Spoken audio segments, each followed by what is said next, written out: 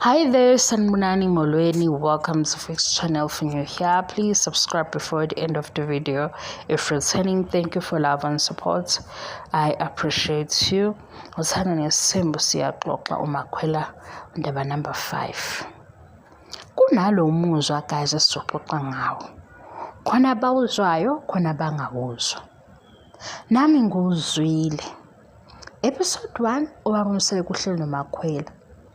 Ngiyambona kuyaxoxa naye uyasmile kumakhwela ake sisingane senze nje ukukhuluma ngale episode akukho kunyongale kwalokho ngithi hawu kodwa ingane ngempela mangibona episode 1 sisiyashashaya manje sayigijima sekule episode ade siyibuka nange umakhwela sehleli nomacele bayaxoxa futhi asekithi kodwa angibizanga ngumama akusikho-ke ukuthi umuzwa ufike lapho kunento we-guys ewumuzwa wokuba sad esibe nayo angazi indaba yazi angazi indaba nami izolo angithi ngifike ngabuka episode 1 ku-episode 1 isizathu ukuthi ngiwubuke ngifuna lezi zinto umseleko ayemtshela zona zokuthi akazuka umprotector kwezinye izinto yena into yabo ithini kule journey uyaqala noma wenze njani yabo nje embekela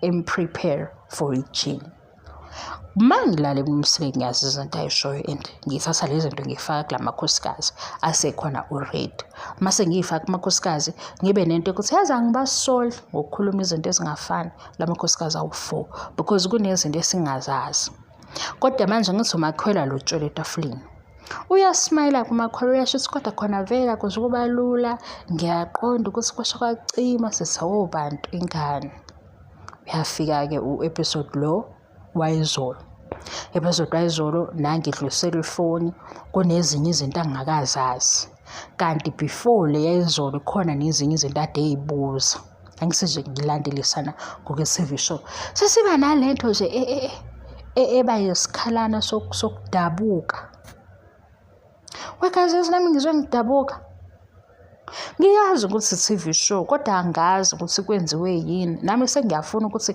yini le esenza ukuthi sidabuke kulaba ngempela basiyazi ngaze ngamdabukela sidabukelani weguys ukuthi uyingane uyavele amanye amakhosikazi angaphambi kwakhe asecomplaina ngezinto eziningi and lezi izinto abazibekayo ezinye zazo zijulile kodwa masiqhubeka neshow asiboni la ukuthi wakhona revisit uyabo asiboni la kuthiwa ake sibuyele kule episode ngesihlale nje sixoxe uyabona senze njani sifuna usizo as umama nobaba ngenze njani ukukusupport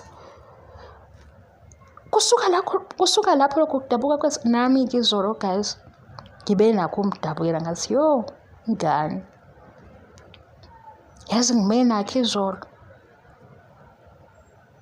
ngakhohlwa nokuthi bebemlela ukuthi akeze emcimbini ngenkani emcimbini la kungafanele ukuthi amanye amakhosikazi engazi ukuthi uyeza ngayikhohlwa le yangihlala nje lento yokumdabukela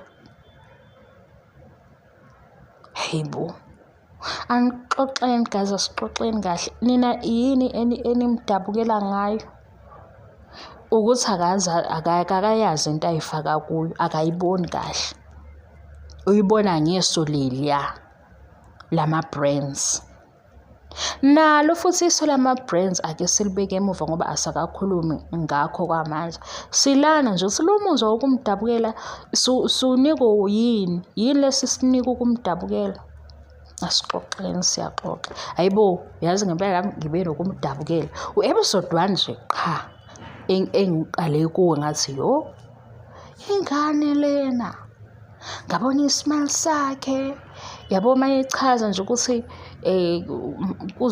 kuzoke abingelele omunye unkosikazi engavumi angabi nandaba nalokho ngathi ingane izokhumbula ekhaya lo uzoke ekhumbula abazali ngoba leyo nto leyo ukuthi ungabi nandaba nani ingqondo yomuntu ayisebenzi kanjalo mhlambe ukuphenduleka kabi ingqondo nje ayisho ukuthi hawukhohlwa manje ingqondo yomuntu nje ayisebenzi into ayisebenzi sabu robots Hhayi, nami ngiyamdabukela.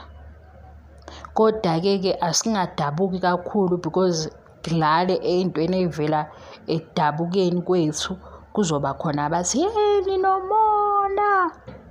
Niyabazi onamba 6 bababomseleko laba bangaphandle. Laba babona nje ukuthi hayi bo into enkulu manginendlu, mangihlafuna ngikhale, mangidrayiva imoto kadokotela ngizoya. Ukuyisonga ngeblanketi iy'nsuku eziwu-4 uhusband kodwa unaye.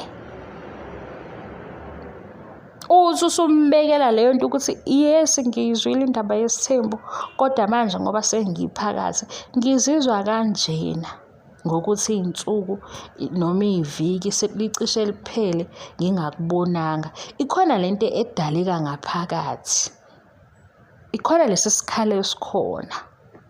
Avela thina ungatetemi ngoba isithembu lesi, kusho yena uhusband, ngoba simuzwe esho njalo.